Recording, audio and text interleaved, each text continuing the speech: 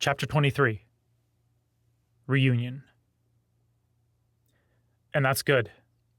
Because while we might not be strong enough to stop the Amaya from bringing their tyranny to whatever other worlds exist among the stars, our children will be stronger. The hour of the forging of the Remnant. Uchantu had only just climbed off the wing of Edendo's fighter, with Yaren's help as her legs had turned to jelly from clutching the wing of a fighter while flying through the air, when Karuxi barreled into her, wrapping his arms around her. "Thank the Auroras you're okay," he breathed, squeezing her. "If you swing me around, I will throw up on you." Karuxi set her down, raising an eyebrow, and Uchantu smiled at him, throwing her arms around him. He returned the embrace, and she squeezed him just as hard as a warmth spread through her. When she pulled back, she took his face in her hands, looking him over, then meeting his eyes. "Are you okay?" He knew she didn't mean physically.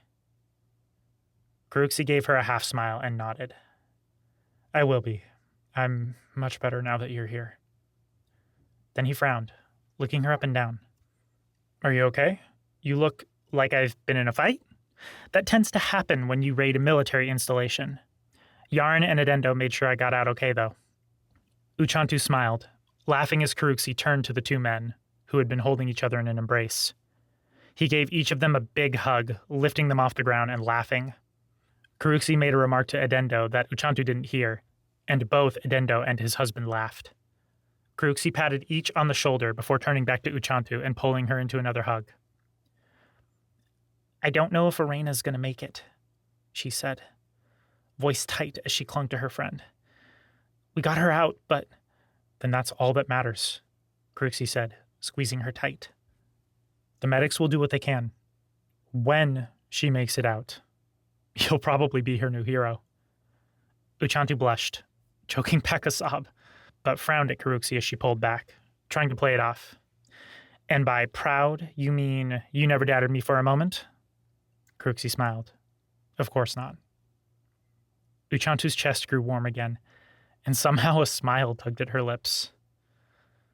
"Auroras, he really means it."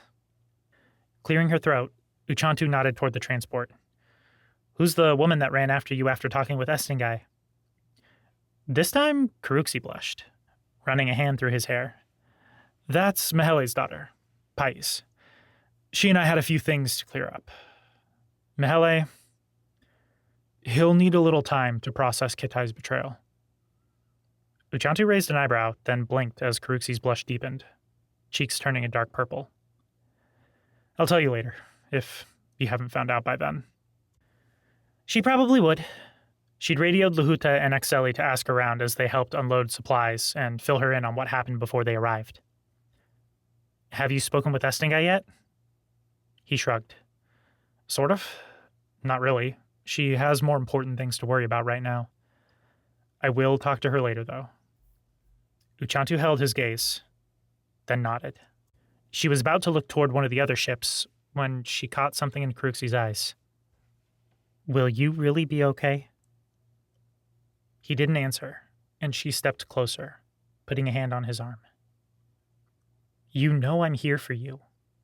You don't need to act like everything is okay around me. Remember that." Karuxi smiled, crossing an arm over his chest to take her hand. "Thank you. I'm sorry I don't do that more for you." He took a deep breath. "I'm also sorry for being such an ass and leaving you hanging like that when you needed me." "Thank you." Then she softened her expression. "I handled it, though. I think we both needed to remember how to function without each other." Karuxi frowned, but nodded. "You're probably right. I missed you, though." "Me too. And I'm glad that we can both successfully not screw everything up when we're apart, though. By the looks of it, you did a lot better than I did." Uchantu grinned. "Never do that again?" Karuxi suggested. Uchantu shook her head. "Starless Knights know." He grinned, pulling her into a hug, then stepped back. I won't try to step in or take over anything, by the way. Kruxi looked to Yarn and Edendo, then to the other ships and their people. It looks like you built a good team. I'll just be your point man and medic when needed. I do have a few people you might want to bring in, though. Uchantu rolled her eyes, shooting him a flat look. You're too much like Estingai to keep that promise. I appreciate the thought, though. Kruxi sighed, but didn't object to it. Uchantu smiled at him, then caught a familiar face over his shoulder. Speaking of Estingai, even as Kruxi turned around, Uchantu jogged past him toward Estingai. She pulled up short at the last moment, remembering that Estingai had an image and a propriety to maintain as leader, no matter how much Uchantu wanted to hug her sister. I'm glad you're okay. Estingai smiled. Me too, and thank you. This wouldn't have worked without you. She glanced around at the ships for a moment before looking back to Uchantu. Is what Exeli said about how much you brought back to Wolfden accurate?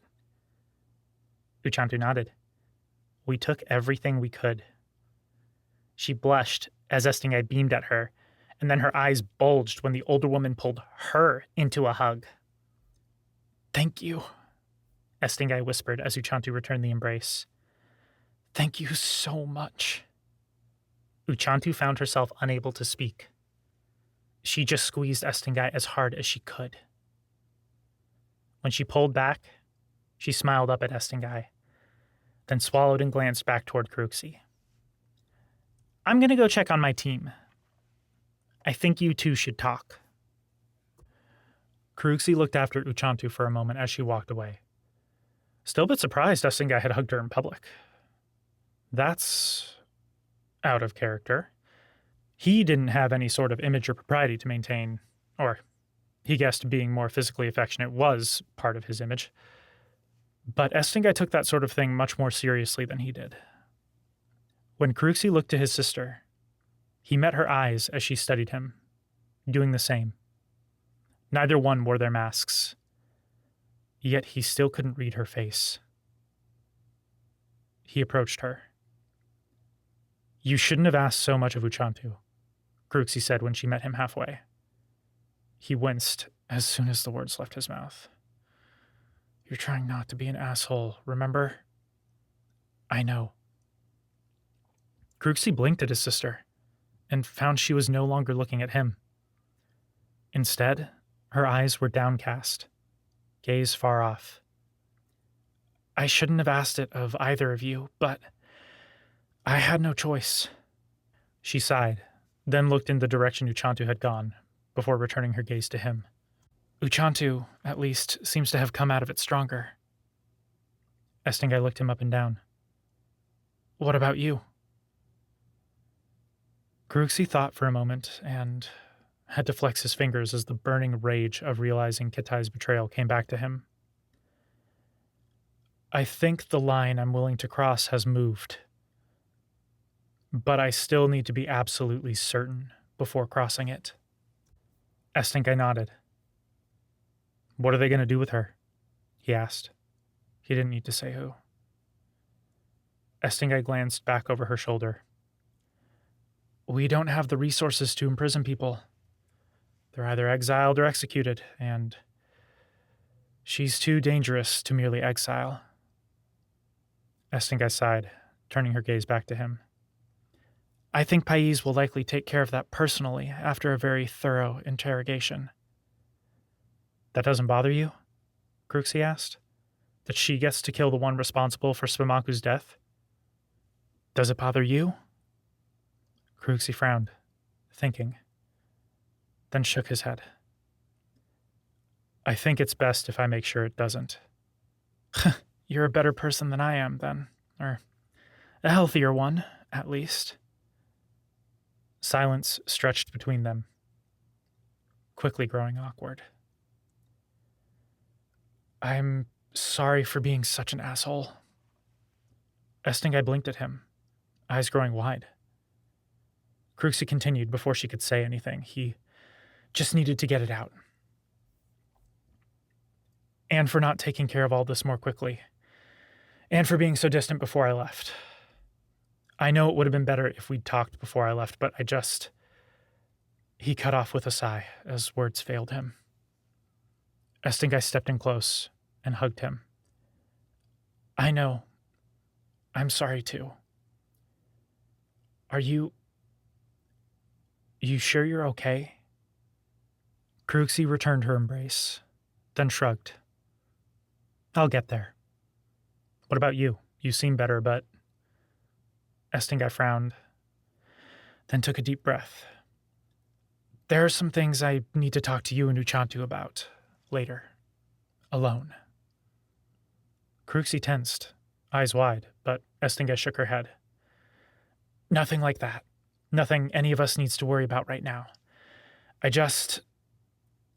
She trailed off. I went through Svemaku's things. Kruxi gazed wide-eyed at his sister. The sudden tightness to her voice tugged at his heart. I used my orange nodes, she said, hand going to her chest. Tried to remember him, but it was too much. She took a deep, shuddering breath. I don't know if I can recover from this, Kruxi. I can keep going. I will keep going, but I don't know if I can ever be who I was again. Kruxi gazed at his sister, then pulled her into a hug, holding tight. I'm not sure any of us can be, he said as she hugged him back, clutching at his jacket. For a moment, Kruxi almost thought he felt Estingai relax into his embrace. Then she stiffened. Kruxi pulled back, scanning their surroundings. Nothing seemed off. What is it? He asked, looking back to Estingai. Her gaze was far off for a moment. Then she blinked and shook herself, shooting him a tight, half-smile. Nothing, she breathed. I just missed you. Then she nodded back toward the dais at the front of the massive cavern Last Shadow used as a hangar. I should probably go speak with Pais and the others. Need to see what Iron Peak's opinion of all this is and who will be leading them. And make sure Meika and Ulbina don't try to work with Pais to edge me out. Kruxi nodded, then thumbed over his shoulder to the fighter Uchantu had rode in on. Take Edendo and Yarn with you. People in Iron Peak like them. They should be able to help. Estingai nodded, then smiled and squeezed his shoulder. Thank you, Kruxi. I couldn't have done this without you.